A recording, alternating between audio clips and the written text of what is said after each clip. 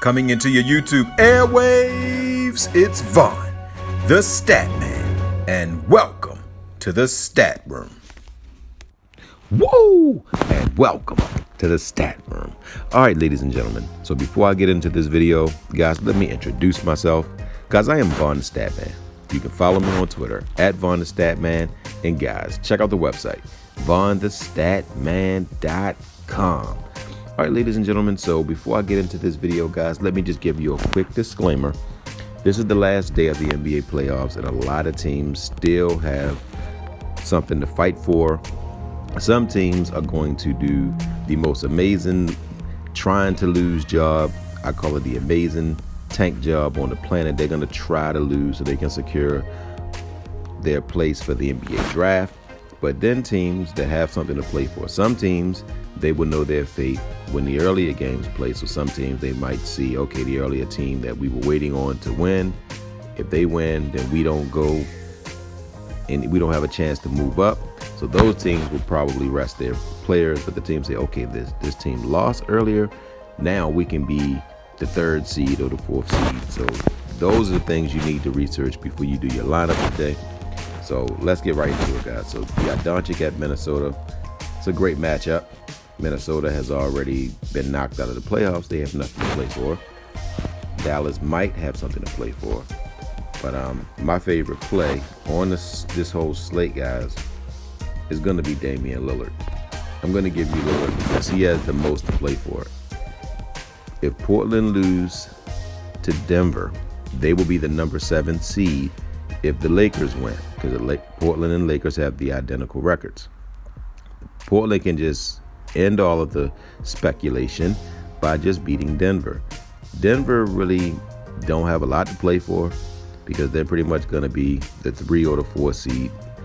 And I don't think that they really want to be the 3 seed.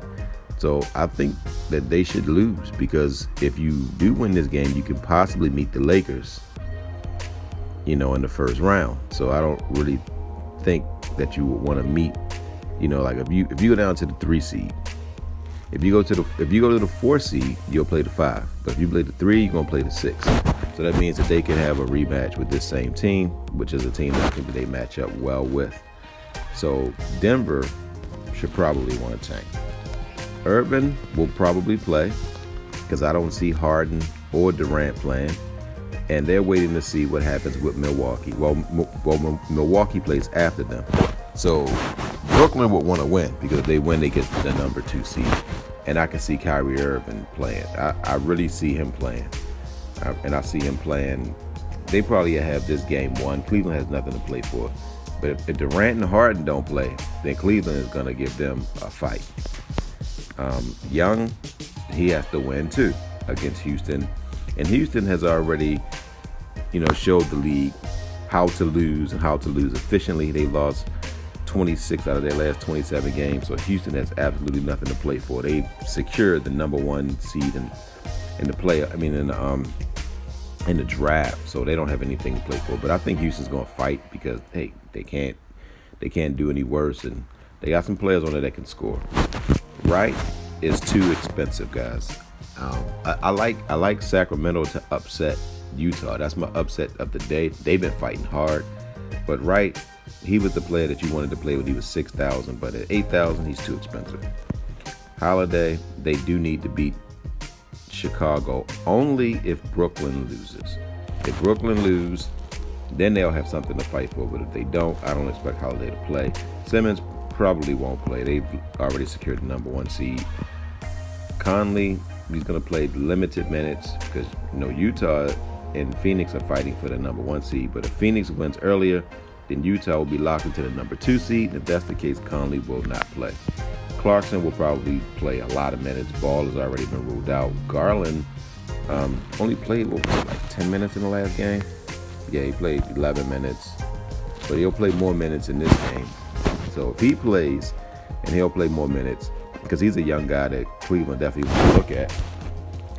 Hampton will probably not play because Orlando was trying to tank. White maybe play. See, these maybe players, I can't play them because if they do not play, And, you know, the way that they're announcing lineups, they're not announcing some of, like, the lineups that they think can impact fantasy. They won't announce them until 2 minutes before lock. And don't take no chances. And the Lakers will have to win if they want to try to, you know, to avoid that play-in game. But I really think that Portland will win, and then the Lakers will rest their players. Campazzo, I don't really think Denver's gonna put on a fight. I don't really see where Denver wins. If I'm Denver, I want to lose this game, and I want the Clippers to be the number 3 seed, because you'll rather be the 4th seed, because then you can avoid the Lakers in the second round. Okay, now Corey Joseph, questionable, none. Nobody else to really talk about. God, I'm giving you Lillard. Like I said, I just think he has the most to play for. Now, let's go to the shooting guard position. You got a lot of shooting guards on this matchup. I'm giving you McCollum. Again, got the most to play for. All right, at the small forward position, I'm going to give you a small forward that has something to play for.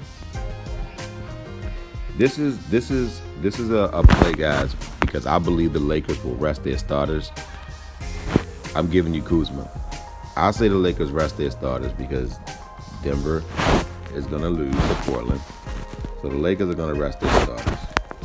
But these teams play at the same time. So if they play at the same time, then Kuzma will probably not get a lot of minutes. But check back, guys. If LeBron and AD don't play, then run Kuzma. If LeBron and AD play, don't run Kuzma. So this is to say that they're not going to play. But now, this is going to be the player in case they do play. In case they do play, I'm going to give you guys C.D. Osman. Because C.D. Osman is going to play. They're going to want to see what he can do. And last but not least, the boomstick player of the night is none other than Porzingis. I think Porzingis is going to go crazy today, guys.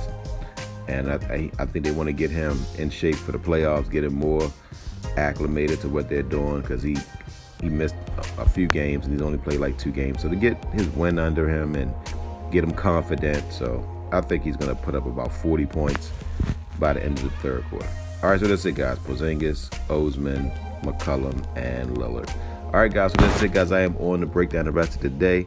So, guys, enjoy your last game of the regular season. It's going to be a lot of tanking. It's going to be a lot of sub guys. Remember, I told you on my post yesterday on Twitter that it was going to be players. It's going to be another player that's under 5,000 that's going to put up 40 points. So don't just think the star is going to do it, because everybody in the NBA is a great player. All right, guys, so that's it, guys. I am on to break down the rest of the slate. So, guys, don't forget to win-win. That means give people what they want so you can get what you want. And, guys, don't forget to think and ink. That means write it down so that way it can come true. All right, thanks for watching the video, ladies and gentlemen. And if you want to be a stat, remember, hit that subscribe button and also share this video. Thank you, and welcome to the Stat Room.